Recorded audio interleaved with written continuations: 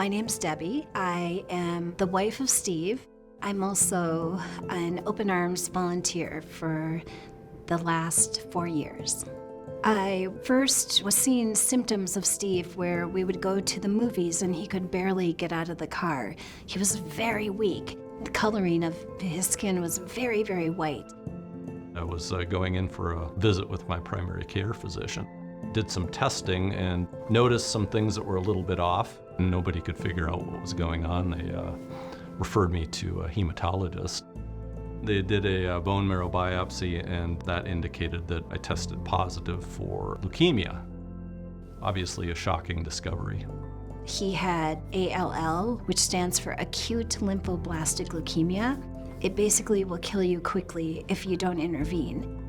He was put in the hospital at the University of Minnesota. The very first day, they welcomed him and said, this is going to be a long journey, and you will not be able to work for 3.5 years.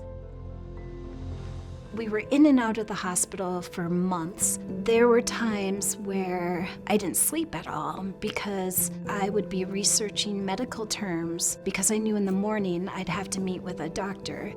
There were times when Steve wasn't able to talk, and so I had to be his words. Every single day, I just gave it my best. I was in the hospital on a feeding tube for an extended period. Finally discharged, taken off the feeding tube, was able to go home, but it was still very, very difficult to eat.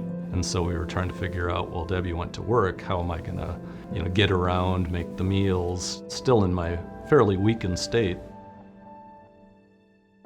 I'm a second grade teacher, and there was a girl in my class, Amelia. We kind of had this understanding and this connection. She has this amazing ability to see what people need. When I was in second grade, my teacher was Miss Matson, my favorite teacher. She would make being in the classroom every day very fun, and she had a chinchilla that we could hang out with. I found out that Miss Matson's husband was sick, and I was really sad about that because it's like such an awful thing to go through. I told my class, you're gonna have to have a sub for a couple months. My husband's very sick and I need to go help take care of him. One day, Amelia said to me, Miss Matson, you need to get open arms.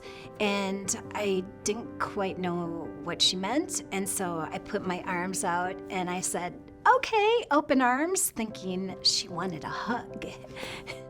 But instead, she was trying to tell me about this amazing organization, Open Arms. Open Arms is the only organization of our kind in the Upper Midwest, delivering medically tailored meals for free to our clients. With the kitchen in Minneapolis and in St. Paul, we're able to make over 1 million meals a year. We have about 5,000 volunteers who are helping us currently, and they do everything from chop vegetables to prepare meals to package meals and then ultimately to deliver to the homes of our clients. My mom and me and my brother, we would deliver foods to doors. I was able to walk in and see people's smiles. I liked the feeling of helping people. It made me feel really good. I told Miss Matson about Open Arms because I just knew that it would help their family out. So started getting the meals, and it was just liberating because I didn't have to make the food, just open it up, put it in the microwave. At the beginning, it was difficult for me to get through a single meal, and I could tell that I was improving and recovering because last few months as a client, I was able to finish not just one, but often 2. Very easy to prepare, great quality food, just a key element to my recovery.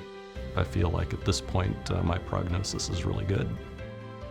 We've made it into our mission to try to give back and to help others. Our family now delivers meals. It's just really awesome to put your whole family in the car, even the dog, and just bring a little joy to people on your deliveries.